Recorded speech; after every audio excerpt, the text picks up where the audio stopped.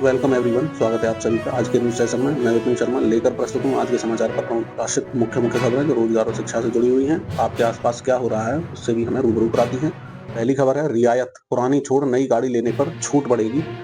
अत्यधिक प्रदूषण से छुटकारे की कवायद, छूट 50% करने का प्रस्ताव तैयार। परिवहन मंत्रालय ने BS2 और उससे पहले के उत्सर्जन मानकों वाले वाहनों को स्क्रैप कराने के बाद नए वाहनों की खरीद पर एक मुश्त कर में छूट की जो राशि है उसको दोगुना कर 50% तक करने का प्रस्ताव किया है। केंद्र सरकार अत्यधिक प्रदूषण फैलाने वाले वाहनों से छुटकारा पाने के उद्देश्य से यह कदम उठाना चाहती है। दोनों श्रेणी के वाहनों पर यह लागू होगी व्यवस्था। मंत्रालय की मसौदा अधिसूचना के अनुसार यह छूट मध्यम और भारी निजी तथा परिवहन वाहनों की श्रेणी के अंतर्गत आने वाले BS2 वाहनों पर लागू होगी। केंद्रीय कर्मी नए पोर्टल पर अपने लिए पेंशन योजना चुन सकेंगे। 1 अप्रैल से लागू होगी एकीकृत पेंशन योजना। NPS का विकल्प भी खुला रहेगा। VRS लेने वालों को करना होगा अभी इंतजार। शर्तें भी लागू हैं साथ में, क्या है? UPS के जरिए पेंशन पाने के लिए कम से कम 10 साल की सेवा होना जरूरी।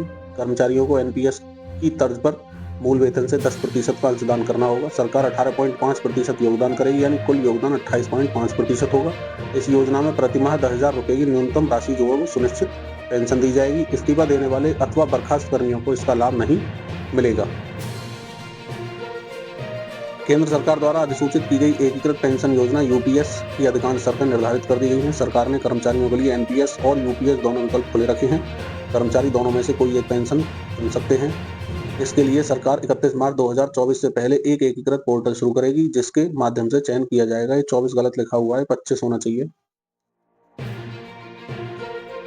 देश में सभी को अपनाना होगा एक ही भारतीय मानक समय।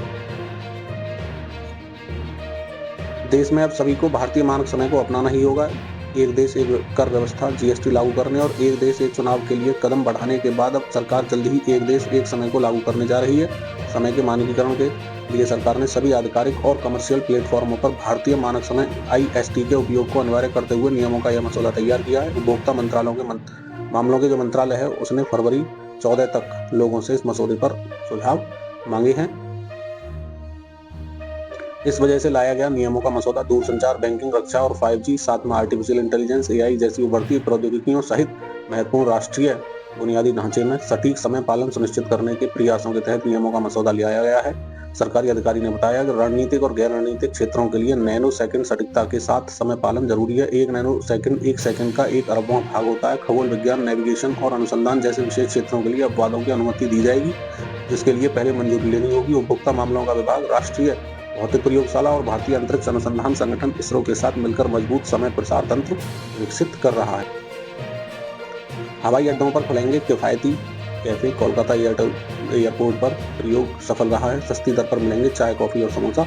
हवाई यात्रा करने वाले यात्रियों को किफायती दरों पर सूक्ष्म जलपान मुहैया कराने की दिशा में airport authority of India AAI काम कर रही है। कोलकाता स्थित नेताजी सुभाष चंद्र बोस अंतर्राष्ट्रीय हवाई अड्डे पर सस्ते उड़ान यात्री कैफे का प्रयोग सफल रहने के बाद अब देश के अन्य हवाई अड्डों पर जल्द ही ऐसे कैफे कैंटीन शुरू किए जाएंगे। अगले 6 महीनों में देश के सभी प्रमुख हवाई अड्डों पर किफायती दर वाले कैफे खोलने की योजना है। उड़ान यात्री कैफे में 10 रुपए में पानी और चाय, 20 रुपए में कॉफी और समोसा दिया जाता है। कैफे में नाश्ते का अन्य सामान, शहर की मशहूर मिठाइयाँ, खाद्य व पेय पदार्थ भी मिलते हैं। AAI से जुड़े अधिकारी बताते हैं कोलकाता एयरपोर्ट का प्रयोग पहले 1 महीने में काफी सफल रहा। औसतन प्रतिदिन 900 से अधिक यात्री कैफे में आए। अब मार्च अप्रैल तक देश के 20 से 30 एयरपोर्ट पर कैफे खोले जाएंगे। उसके बाद जून जुलाई तक इसकी संख्या जो बढ़कर दोगुनी करा दी जाएगी। बता दें, बीते वर्ष लोकसभा में हवाई अड्डों पर महंगे खाद्य पदार्थों का मुद्दा उठा रहा था। कर्तव्य पथ पर सेना ने 2 विश्व कीर्तिमान बनाए, आप देख भी रहे होंगे। गणतंत्र दिवस परेड में सेना की डेयर डेविल्स टीम ने 2 विश्व रिकॉर्ड बनाए। कैप्टन डिम्पल सिंह भाटी चलती बाइक पर 12 फुट की सीढ़ी पर चढ़कर राष्ट्रपति द्रौपदी मुर्मू को सलामी देने वाली सेना की पहली महिला अधिकारी बनी। वहीं नायक जय कुमार, नायक SP मंगू और सिग्नलमैन संकेत ने 3 पीक डेविल फॉर्मेशन का प्रदर्शन करते हुए शीर्षासन करने का विश्व रिकॉर्ड बनाया। कर्तव्य पथ पर सनातन, शिव और संविधान की छटा देखने को मिली। 75वीं वर्षगांठ पर कर्तव्य पथ पर दिखी भारत की विविध झलक। देश की अद्भुत दिव्य भव्य तस्वीर देख हर्षित, रोमांचित व गौरवान्वित दिखे लोग, आपने भी देखा होगा। बिहार की झांकी में शांति का संदेश देते भगवान बुद्ध की धर्मचक्र मुद्रा। हरियाणा की झांकी में भगवान कृष्ण 75 वर्ष पूरे होने की गौरव गाथा। आसमान में शिव का त्रिशूल फॉर्मेशन। पंजाब का हस्तशिल्प का अद्भुत संगम। गुजरात की झांकी में सांस्कृतिक विरासत के साथ विकास भी दिखा। तो इसी तरह के बहुत सारे रोमांच करने वाले जो क्षण थे वो कल देखने को मिले। अजय भारतीय महिला टीम सेमीफाइनल में पहुंच चुकी है, तो बधाई के पात्र हैं ये महिला टीम क्रिकेट वाली। उम्मीद है आगे भी इसी तरह का प्रदर्शन करेंगे। All the best team India के लिए।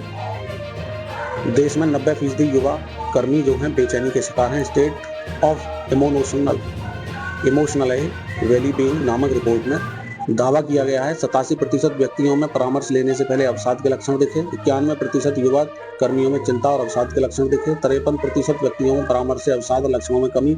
28% व्यक्तियों ने खुद को नुकसान या आत्महत्या के विचार से पाया। अगली खबर है, कोरोना में निकाली शिक्षिका को देना पड़ेगा पूरा वेतन। एक निजी स्कूल की शिक्षिका को कोविड-19 के दौरान पहले कम तनख्वाह देना और फिर कुछ महीनों के लिए नौकरी से बाहर करना प्रबंधन को महंगा पड़ा है। दिल्ली उच्च न्यायालय ने निजी स्कूल प्रबंधन को निर्देश दिया है कि वह न केवल कोविड-19 के दौरान का पूरा वेतन शिक्षिका को दे, बल्कि पहले के वर्षों का वेतन 6ठे और 7वें वेतन आयोग के हिसाब से 8 सप्ताह के भीतर भुगतान करे। कई बार आप देखते होंगे कि मैनेजमेंट जो है क्या करता है, अपनी मनमानी करता है और टीचर्स को टीचर ना समझ के पता नहीं क्या समझने लगते हैं। तो अच्छा फैसला है हाई कोर्ट का, जिससे कि सभी को सबक मिलेगा और जो शिक्षक हैं उनको अपना न्याय मिलेगा। शिक्षिका ने हाई कोर्ट में लगाई थी गुहार। शिक्षिका 23 अप्रैल 2021 को कोविड-19 के कारण स्कूल द्वारा उसे नौकरी से निकालने का वाद लेकर उच्च न्यायालय पहुंची थी। इस याचिका पर सुनवाई के दौरान ही शिक्षिका को कम वेतन पर प्रशिक्षित स्नातक शिक्षक टीजीटी के तौर पर 1 दशक से ज्यादा समय से काम करने का खुलासा हुआ। इसके बाद इस मुद्दे पर उच्च न्यायालय में बहस हुई थी। इसी के साथ आज का मॉर्निंग न्यूज सेशन यही समाप्त होता है। मैं विपिन शर्मा आपसे विदा लेता हूं। विदा लेने से पहले आपसे आग्रह करूंगा, अगर आपको हमारा सेशन पसंद आ रहा है तो वीडियो को लाइक कर दें, चैनल को सब्सक्राइब कर लें, बेल आइकन दबाकर ऑल नोटिफिकेशन ऑन कर लें, जिससे कि सारे जो सेशन है आप तक पहुंचते रहें। और हाँ, आपको बता दें हम जो है इस पर एजुकेशन वीडियो भी डालते हैं। मैथमेटिक्स की क्लास इसमें पड़ी हुई हैं और चल रही हैं। अगर आप भी या आपके परिवार से कोई भी शिक्षा से जुड़ा हुआ है, मैथ की एजुकेशन चाहते हैं, तो वो इस चैनल पर विजिट करें, जिससे कि उन्हें वो वीडियो मिल सकें और अपने आप को वो एजुकेटेड फील करें और उनकी सारी क्वेरी दूर हो सकें। और आपके प्यार और सपोर्ट के लिए धन्यवाद। इसी तरह आप अपना प्यार बनाए रखेंगे, मैं उम्मीद करता हूँ। जय हिंद, जय भारत, वंदे मातरम।